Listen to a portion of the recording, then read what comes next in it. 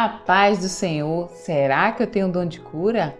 Se você já se fez essa pergunta algum dia, esse vídeo é para você, porque eu vou estar explicando como saber se eu tenho dom de cura, como a cura acontece e também eu vou estar explicando para você se você realmente precisa de algum dom complementar para estar exercendo aí esse chamado de Deus. E se já te interessou esse assunto, vamos para o vídeo. Fica comigo até o final, porque no final eu vou estar trazendo a minha experiência com esse dom. Vamos embora para o vídeo. Como saber se eu tenho um dom de cura? Bom, normalmente Deus avisa, seja através de visão, revelação, profecia, convicção, fenômeno da natureza, como foi o caso de Paulo, que ele viu aquele resplendor no céu e ali teve seu chamado. Mas assim, normalmente Deus usa essa forma de comunicação para estar chamando. Vejamos algum exemplo, por exemplo, aqui o chamado de Isaías.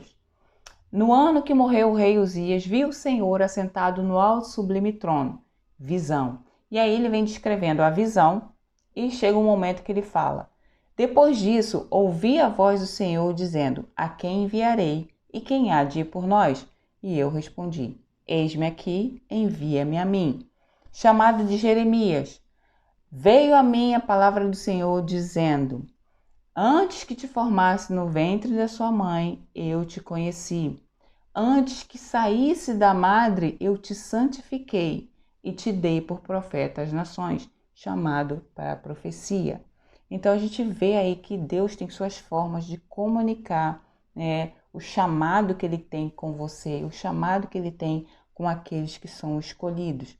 Então, assim, entre o chamado e a manifestação do dom, pode sim existir um espaço de tempo. Um exemplo é o chamado de Davi. Quando ele é ungido a rei, ele não exerce diretamente aquele chamado. Existe um espaço de tempo entre o chamado e a manifestação do dom ou do chamado. E o que eu quero dizer com isso? Deus é Deus, ele pode te avisar previamente ou pode fazer exatamente como ele fez com Samuel. No caso de Samuel, Deus chama Samuel e já entrega para Samuel a profecia, porque ali existia uma urgência. As manifestações e as visões de Deus eram muito escassas, porque Deus já não estava conversando, falando com o povo. E havia uma urgência, então Deus escolhe uma criança, Samuel, para revelar o que ele tinha para aquele povo naquele momento. Então ali não houve esse espaço entre o chamado e a execução, né, do chamado. Então esse aí era a diferença que eu queria deixar claro aqui para vocês, que Deus é Deus, ele faz do jeito que ele quer. Então, baseado nos exemplos que eu te dei, como que você pode saber que você tem um dom de cura? Deus pode avisar para você através de uma visão, você pode ter um sonho em que você está curando alguém e a pessoa é liberta daquele mal. Ou através de profecia, alguém traz um recado de Deus para você, dizendo que você tem um dom de cura. Então, Deus pode usar essas formas que eu citei como exemplo para estar te informando de que sim, você já tem o dom de cura. E agora, como é que acontece a cura? Antes de te dizer como isso acontece, eu quero que você entenda o seguinte. Imagina um hospital. As pessoas que estão enfermas, que entram no hospital, elas estão ali para se tratar. Existe um médico. Nós que temos o dom de cura, somos somente o instrumento. Ou seja, o médico nos utiliza para operar a cura na pessoa que está precisando ser liberta daquele mal. Para isso, nós temos que ter a clareza de que toda honra e toda glória seja dada ao médico dos médicos. Somos somente o instrumento. O nosso papel é nos manter limpos e purificados, prontos para que a hora que o médico precisar, ele possa usar. Dito isso, vamos entender como que funciona a cura. A cura, ela é um sinal, como está escrito lá em Marcos, no capítulo 16, no versículo 17. E estes sinais seguirão aos que creem. Em meu nome expulsarão demônios, falarão novas línguas, pegarão em serpentes. Se beberem alguma coisa mortífera, não lhe fará dano algum. porão as mãos nos enfermos e os curarão.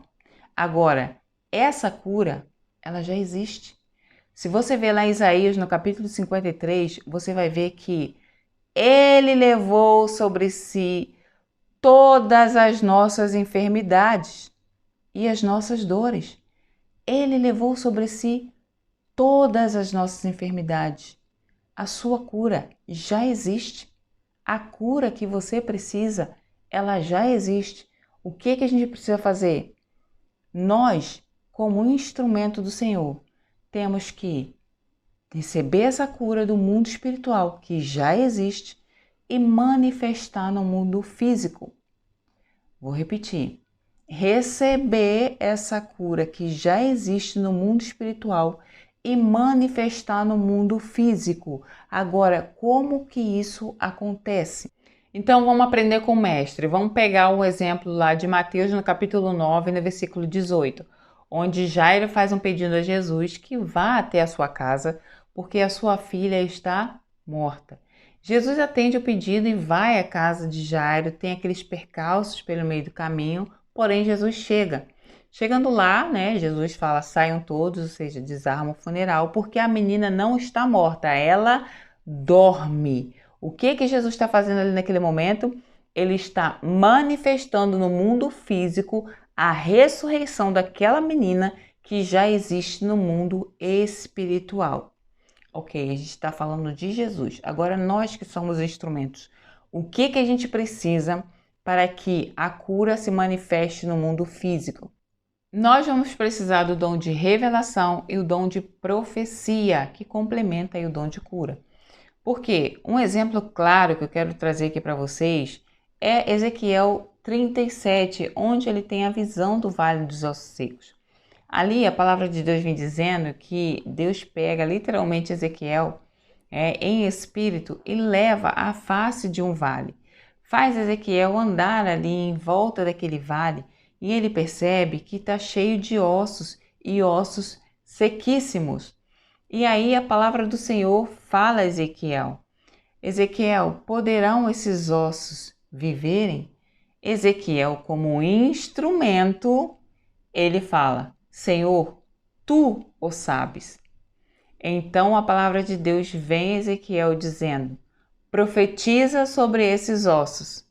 E aí a gente conhece toda a história que os ossos secos voltam a viver.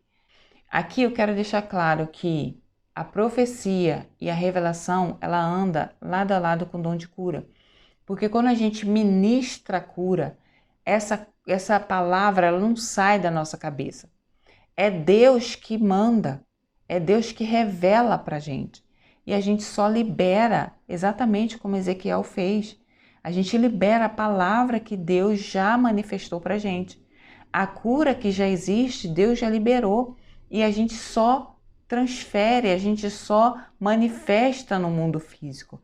Isso é o dom de cura.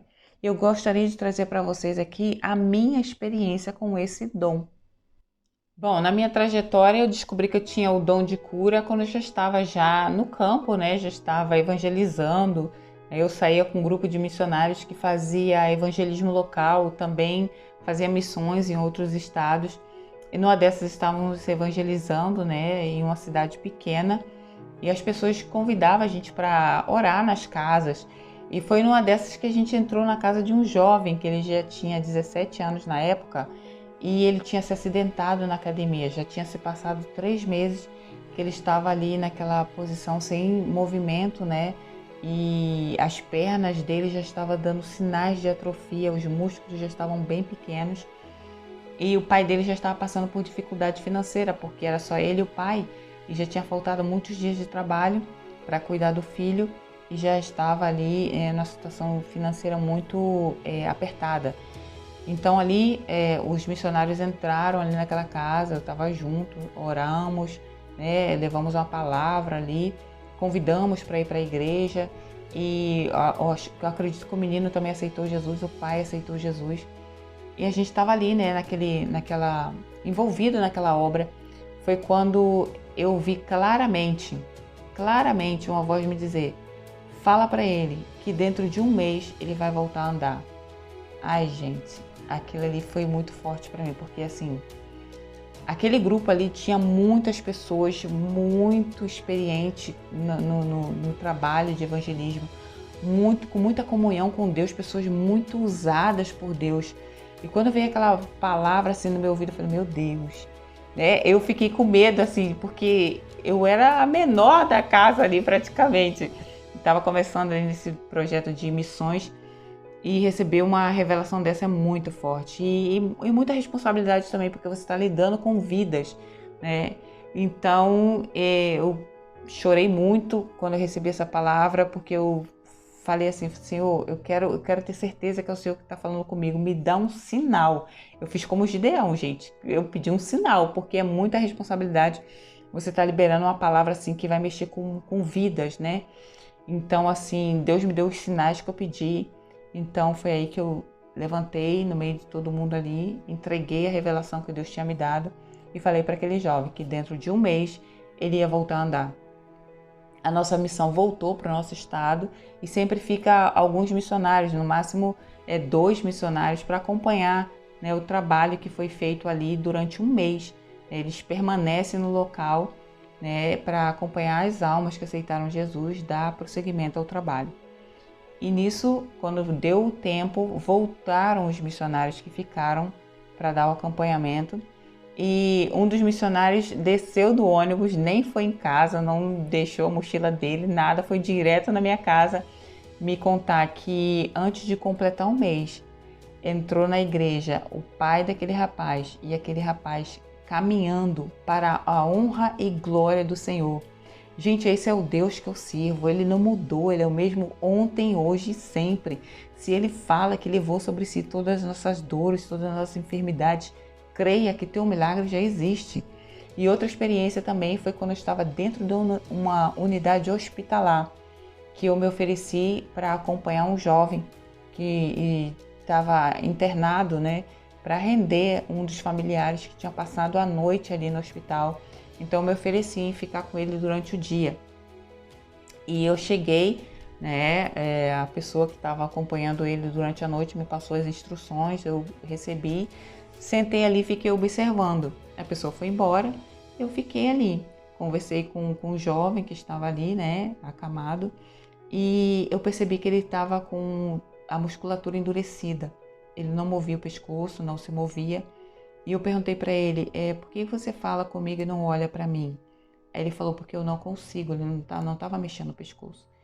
Então, eu liguei para a pessoa que estava com ele antes e perguntei, desde quando ele está assim, endurecido? Ele falou assim, não, eu deixei ele normal, eu saí daí, ele estava normal. Aí eu fiquei desconfiada, né?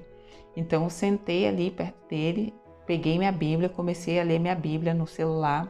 Foi quando eu escutei uma voz dizendo, coloca a mão embaixo dele, na altura do rim, e repreende essa enfermidade que está paralisando o rim dele. Exatamente como Ezequiel. Eu ouvi a voz e segui as instruções. Comecei a orar, repreender aquele espírito que estava ali paralisando aquele órgão e ele começou a convulsionar. Eu finalizei a oração, chamei a enfermeira e veio toda a equipe médica, né, para tentar restabelecer a situação dele. E foi aí que a doutora decidiu colocar ele em coma. A doutora foi muito sincera comigo. Ela falou que estava tratando somente os sintomas, porque ela realmente não sabia o que estava acontecendo com ele. Não sabia qual era a causa dele estar ali internado, acamado. Ela não sabia. Ela foi muito sincera comigo.